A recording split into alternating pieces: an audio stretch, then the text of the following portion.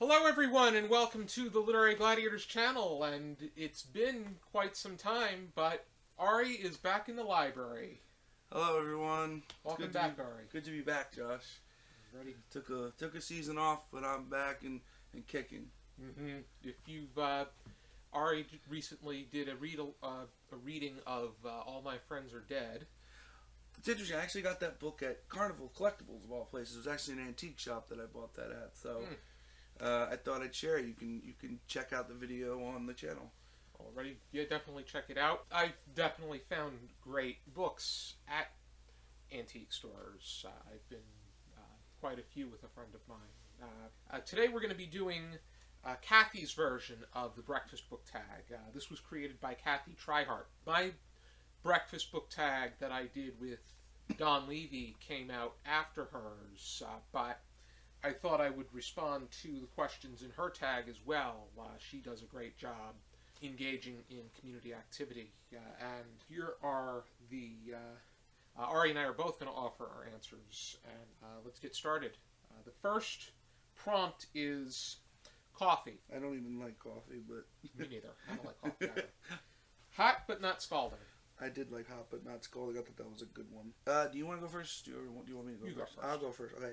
Hot but not scalding. I have a couple books here that are related to this. And again, a lot of my choices were only made in like a short period of time, like a 24-hour period. So I'm sure I'll have multiple different books that fit this. Yeah, I mean, you could do the tag multiple times and come up with multiple answers. I'll probably come up with different answers. So this is just for this tag.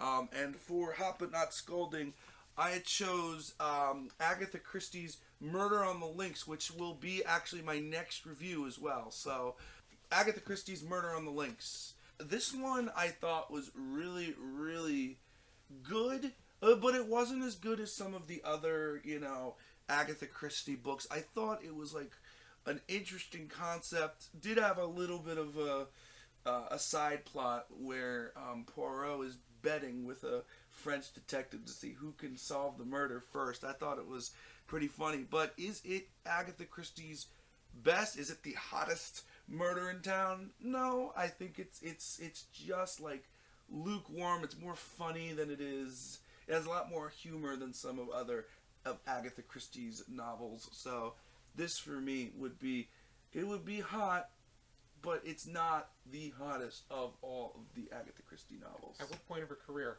is this? This is in the middle. This is like in the middle somewhere. I mean, it's a very interesting concept to have. It actually says it right here. It is...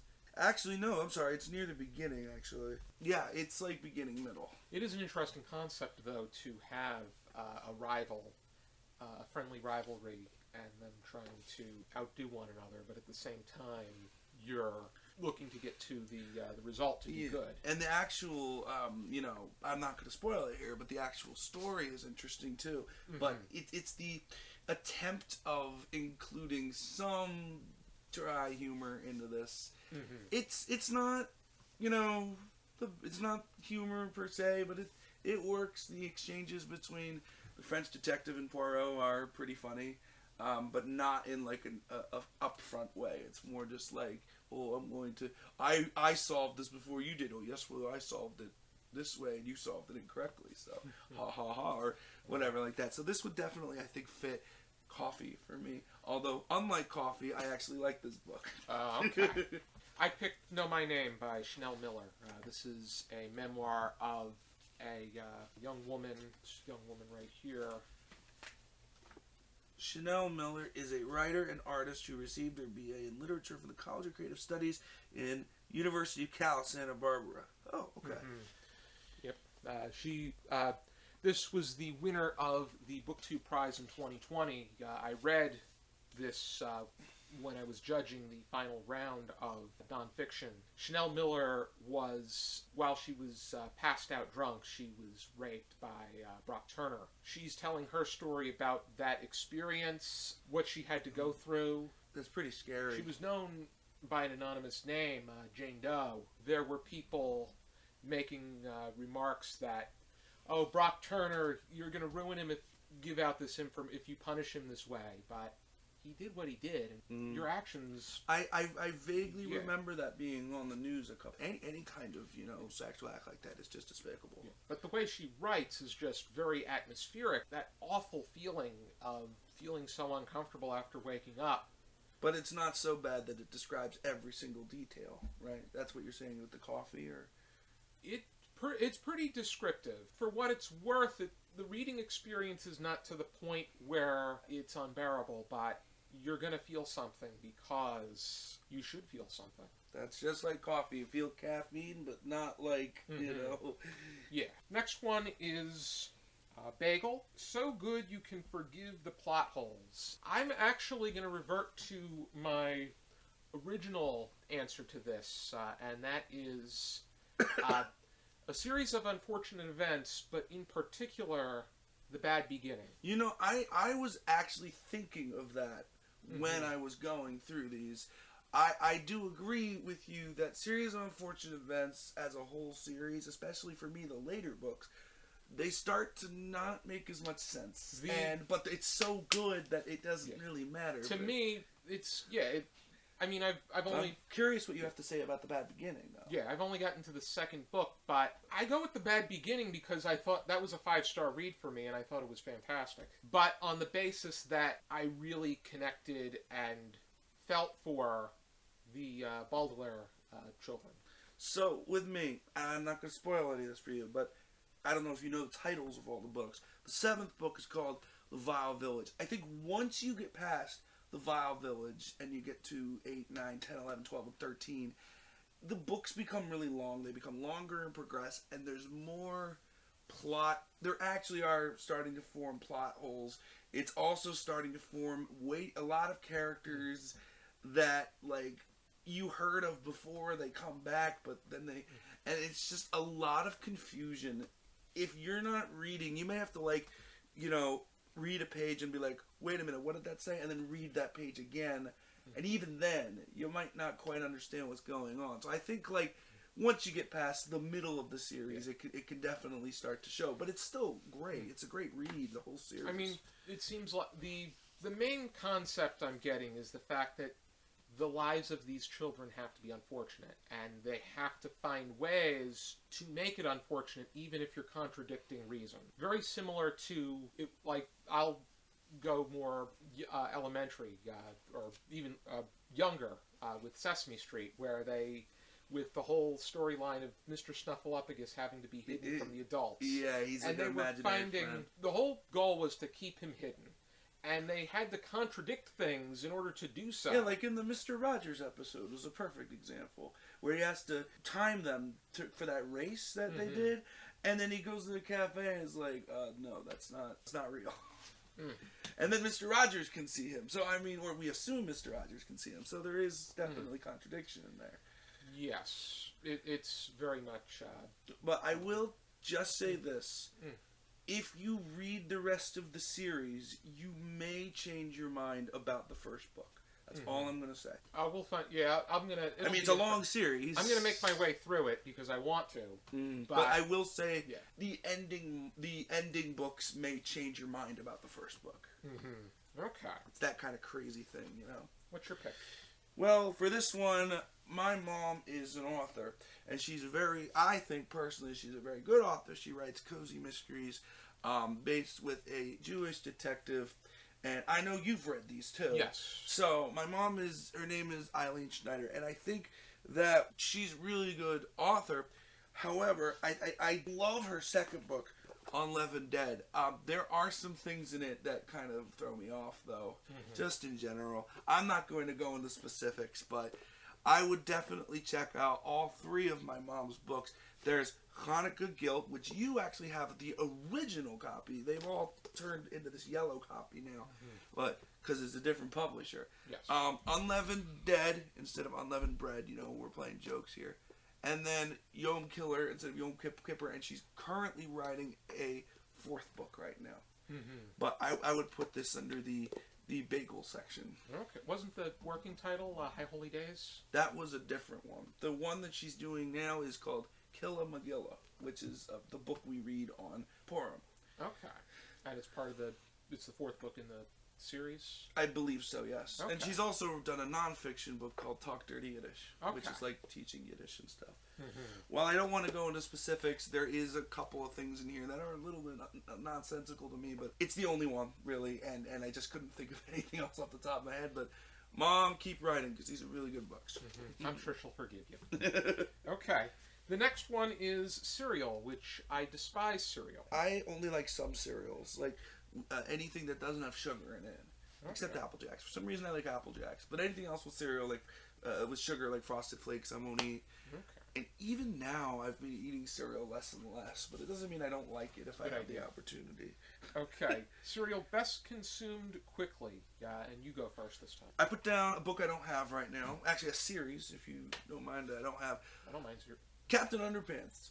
It has to be Captain Underpants. Like, it's such a good series, but it's good to get through them really quickly because you get to get all the fun parts and the fliporama and just the outrageous stuff that goes on. There are returning characters. I think there's like 8 or 9 books at this point, maybe even more. Once you put one down, you immediately want to pick up the next one, at least for me, because it's just the jokes are really fast paced. Mm-hmm. The writing is really fun. The jokes are amazing. Mm-hmm. And I would want to read the whole thing at once, and I could be done in if I'm reading at a good pace, maybe 3-4 hours. It's a really good, quick read and a good series to read because you don't have to sit there and reread pages. You see everything in front of you, and you see the graphics and the hilarity. And a lot of juvenile toilet humor too. Yeah, juvenile toilet, but it's actually can be appreciated by some adults like me. It's like SpongeBob, for instance, where they include adult jokes. Like Squidward says some things, and SpongeBob says some things. But it's mostly like that juvenile kind of humor and stuff. So that's why I would use Captain Underpants for cereal. I'm going to be more general where, in the critical sense, I think that it's most beneficial to read short stories and plays quickly, or in one or as few sittings as possible, because that's the best way to be able I could probably be general by saying young children's books of that range as well, because I'm sure there are others. Yeah, that one you can do in a few minutes, if that. Well, I'm not talking about pop-up books. Yeah, on a more casual level, I would say comic books. Oh, yeah. Because the comic books that I have read, be it comic strip books or more so traditional comic books, I've been able to read and enjoy in a pretty quickly. I went to Philadelphia in December with a couple of my friends, and we met Bill Amend. Oh, okay. How was that? Well, it was at a convention. I didn't have anything, but I remember I got one of those Jason Fox Lucky D20s just for fun, and I already had a Quincy the Iguana sticker on my guitar. It was fun. It was fun activity. It was during a time where I was in between jobs, so I was like, hey, if I have some free time, I may as well go. I'm trying to remember the name. It was a PAX Unlimited, something like that. That was the name of the conference. Mm-hmm. Already then. The next one is Toast, and the prompt is something that got a little dark. This is more so looking at it from outside of the text, and that is Love You Forever. By Robert Munsch. It's a fantastic children's book. It's very heartfelt. It pertains to... Oh, you mean this part? A mother's relationship. Is that what you were talking about? Pretty much, yeah.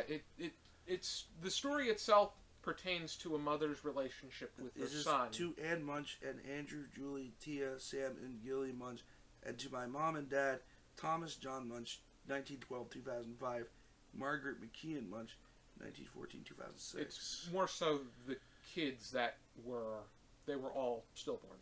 That's why there's so many. Okay. Yeah, they were never able to have... So they only had one kid, and that's the person who wrote this book. No, he's referring to himself and his wife, not his parents. Oh, okay, got it. His parents were just... Because this book came out before his parents died. It's very silly and ridiculous. I know that Larry... 1986. That Larry was turned off by the fact that the mother was doing weird things like crawling up to her son and taking a ladder to climb into his room to rock him and sing Love You Forever.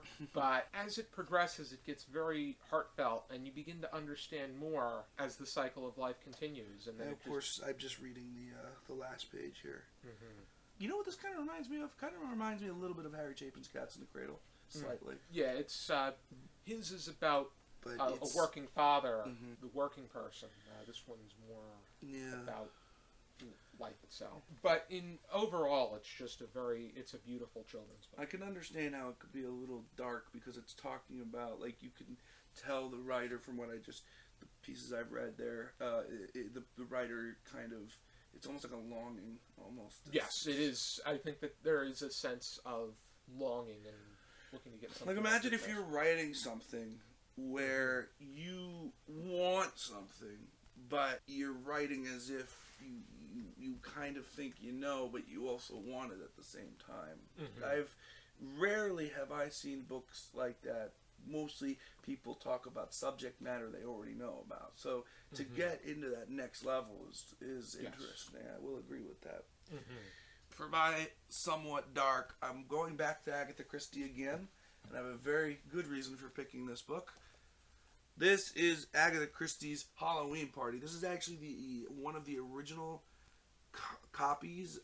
This is 1970. There are two things I want to say about this. Number one is that Kenneth Branagh's next movie is going to be based off of this book, and I don't know how he's going to pull it off because of reason two. Part of the reason, this one, I mean, overall, Agatha Christie writes some pretty dark stuff overall, but she breaks one of the fundamental rules of mysteries in this book. I mean, there's anyone who writes mysteries know there's certain things you're not supposed to do, and Agatha Christie does it in this book. She kills a child in this book, and when you do that, like that makes it much darker than some of the other mysteries, because usually the mysteries are adults who die. But like when you kill a child, that means you have to write a really good book to control the narrative around it. And I think she does a good job, but I don't want to give it away, but a lot of stuff in here has to do with satanic rituals and stuff. I don't really want to go into it, but it is definitely one of the darker Agatha Christie novels compared to, like, if you compare it to Murder on the Links. Murder on the Links is lighthearted. This is just, like, creepy. But it's not, like, bad creepy. It's like Agatha Christie just... This is what's great about Agatha Christie, her variety. She can do so many different things. And in this day, people are killing children in mysteries a bit more. They're doing it more frequently. More so in the adult works. Like, I've seen James But remember, Patterson this is like 19... This was later, so this was like 1950, 1960-ish. Maybe earlier than that. It was only a little while before Curtin. The copyright of this copy was 1970. So, I mean, maybe more now, but back then, unprecedented. Unprecedented. Right. I mean, Curtin was written before. It was slated to be... She wanted it to come out last, but it wasn't written last. It was written during the 40s. Yes, it was written and it was published last. Which we will get back to that on another video. Next prompt is Oatmeal, a book that makes you feel nice and warm. Oatmeal. Okay. I was hoping Josh would have a copy of this book. He does not. I'm going to go with Because of Winn-Dixie by Kate DiCamillo.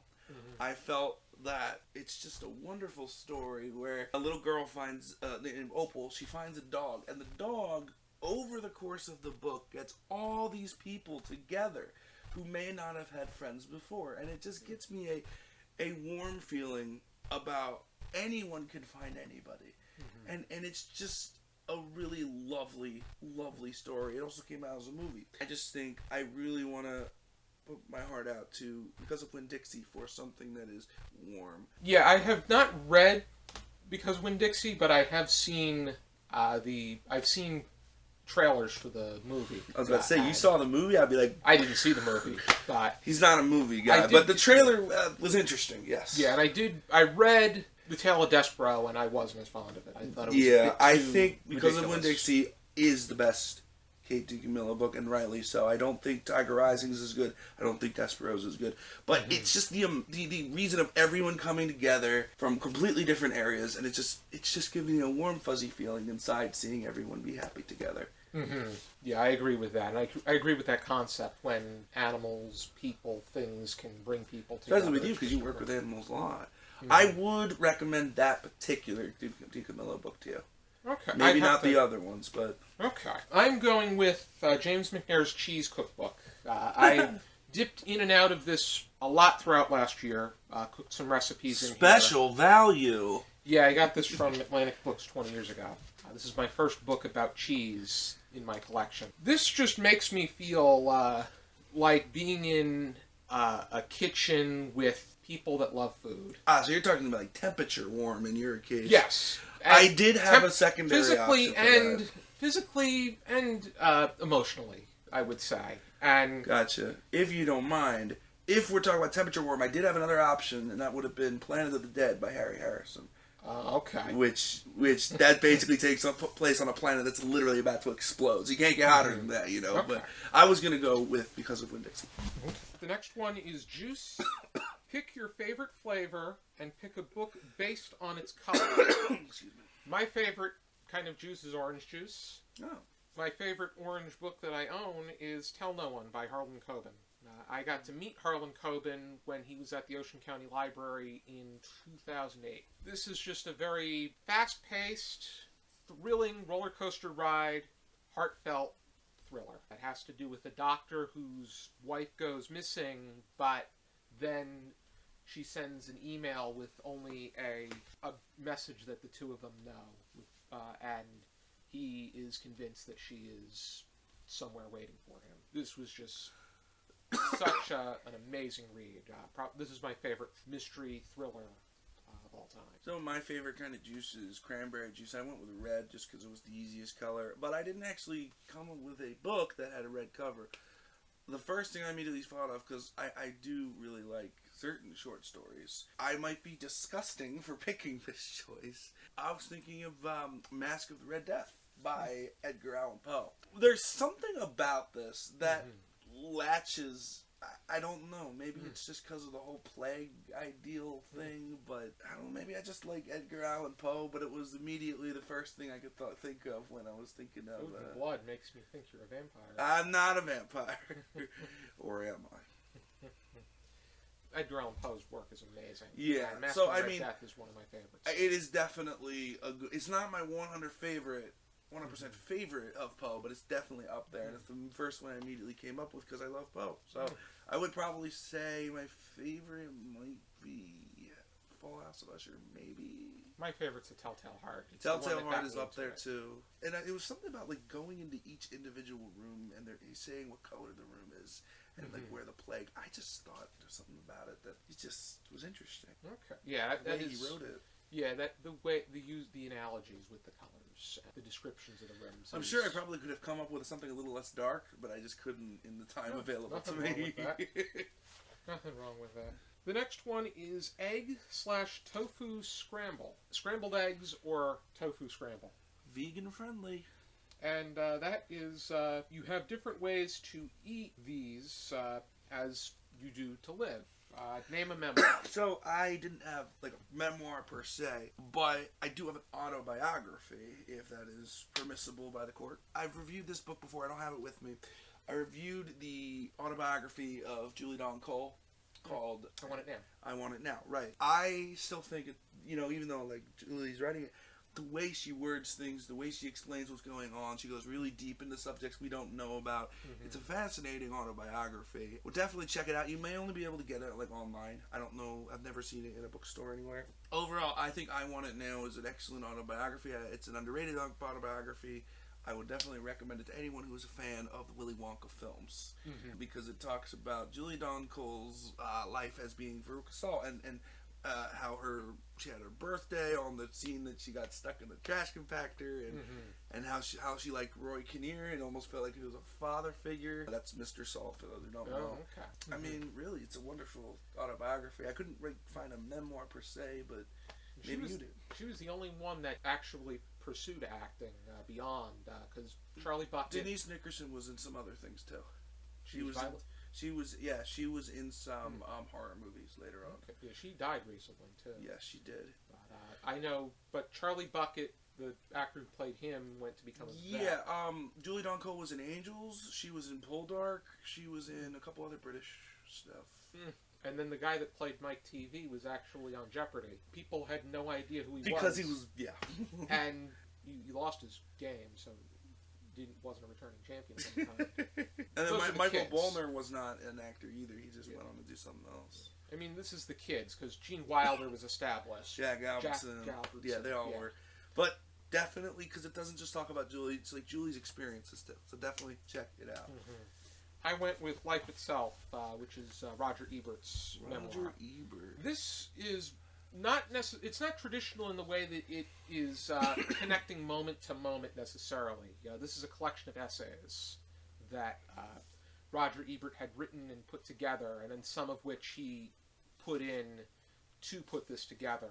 He wanted to touch upon certain topics, such as growing up, getting into the newspaper, his challenges with alcoholism. He spoke about different actors and directors. He spoke about his wife.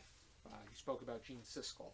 It's just amazing the way that Roger Ebert was an outstanding film critic. I've posted questions on media that was relevant, like at the movies or on his site. He's very diligent with getting back to you with answers. I find it interesting that you like appreciate Robert Ebert, but you don't really watch movies. Roger Ebert. Yeah.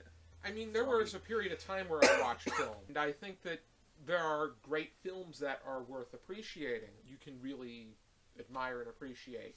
I prefer the reading medium to the film medium. And I've read reviews from film critics, and I think that it's extraordinary the way that they I love both. I love both equally, because you get two different you get from books, you get your own perspective, and from movies you get someone else's perspective. When it comes to book to film, there's a lot that they have to take out. That was specific. There's that, but the one thing I really don't appreciate is that they have to rearrange it so that it fulfills the box office checklist. Yeah, I like the less they do that, the better. Yeah, it's pretty much, it's more of a pot-boiling, money-making system. I just like movies where they just make them, you know? Yes, absolutely. Next prompt is fancy pastries. A genre you don't read all the time, but love when you do. I wish Charlie was here. He'd be going, fancy pastries, yay! Fancy pastries, yay! Who said that? That must be in your head. It must be in my head. I read based off of mood, so I do my best to avoid this methodology of if I feel like reading a certain genre, I dip right into it. I know that this was a tough one. Yeah. I was reading a lot of horror for a period of time, but then I shifted to something else in order to because something else caught my attention. So you don't have a specific answer, because here's the thing: I didn't really want to answer them, but I felt like I had to pick something. If I don't have to pick something, I'm not going to pick. According something. to Benjamin Franklin, the only things in life is death and taxes. Death and taxes. Yeah. I wrote something down, but if you're not picking, I'm not picking. Because I honestly have the same kind of view as you. Like, it depends on my mood. Let me just go through what I wrote down about why I want to skip it. I wrote down historical fiction. But there are plenty of historical fiction books I like. Mm-hmm. So I that's why it was so tough. But if I don't have to pick, I don't want to pick if I don't have to pick. Mm-hmm. You know, so... Yeah, I give you permission. Yeah, thank you. Means you don't... As long as you answer most of them, then not. I think the only genre I can think of that I would want to completely avoid is, like, young adult fantasy. Like those vampire novels or anything, like, sexualized. Yeah. 50 Shades or something. I mean, other than that, I can't think of... Yeah, other than that, I can't think of anything that would actually, like, be on my no-no list.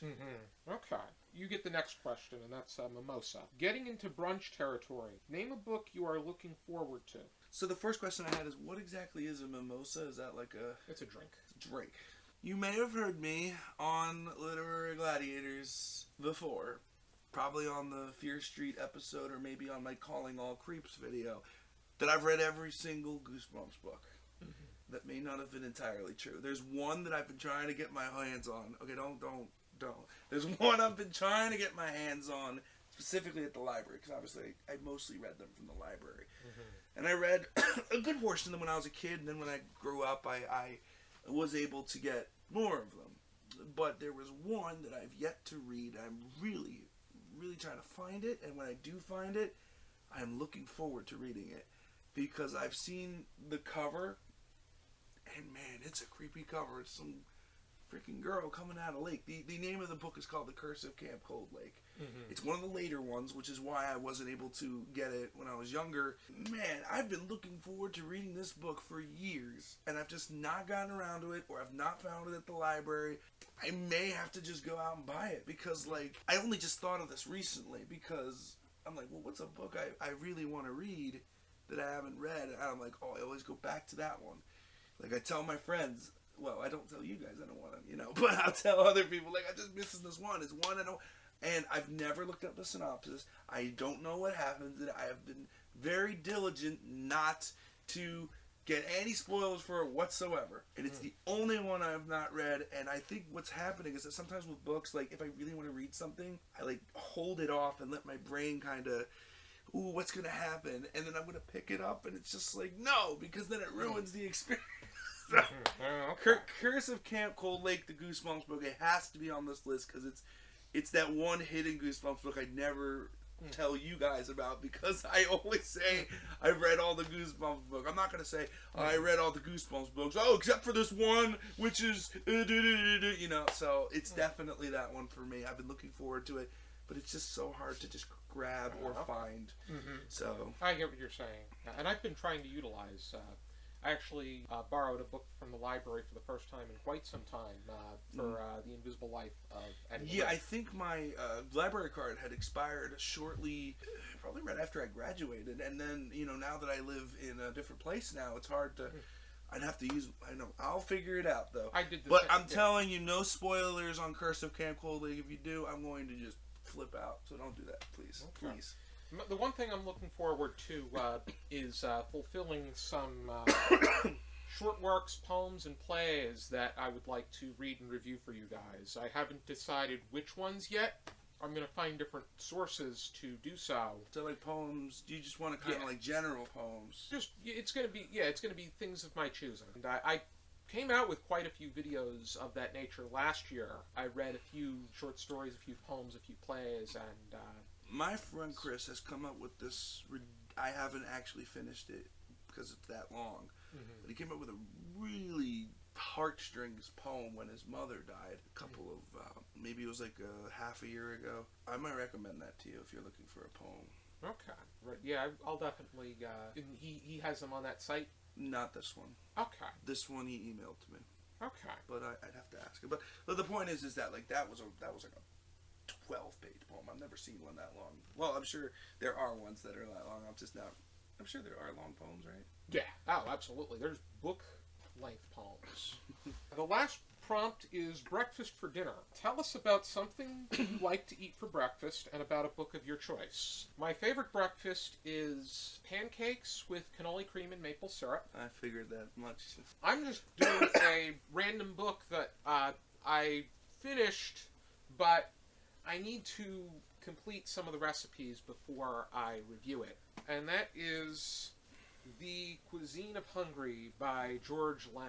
Is that fiction or nonfiction? This is nonfiction. It actually talks about the food. This is a history of Hungarian cuisine, plus has recipes from different courses, different areas. Wow, this is an older book, too. It's, 1971. And I got this at the Collingswood flea market for free. You didn't tell me you were in Collingswood. And Collingswood Flea Market is actually... I know, yeah. It's in Farmingdale. It's not in Collingswood. Oh, okay. I remember there was a book fair of some kind in Collingswood proper. I would like to cook some of those recipes, and then... Because usually with cookbooks, my rule of thumb is I want to cook at least 2 or 3 of them before I love this. make a judgment. Shepherd soup as in Deverton. Head, neck, logs, and liver of 1 lamb. Put the lamb, head, neck, and logs into large pot of salt water. I feel bad for that lamb. I really do. They have recipes. It's Hungarian cuisine. There's offal. There's... Yeah, but when you're saying lamb, like... I don't immediately think of the meal. Eventually I do, but... Yes, it's, I think, worth thinking about it. It's like, meh, slice. Oh, no, you killed the sheep. What's your choice? Your breakfast? And your probably apple cinnamon waffles. You know what? But if I'm going out, probably banana pancakes. Okay. Those are my favorite. If you're saying book of choice, there's only one book I'm going to be talking about.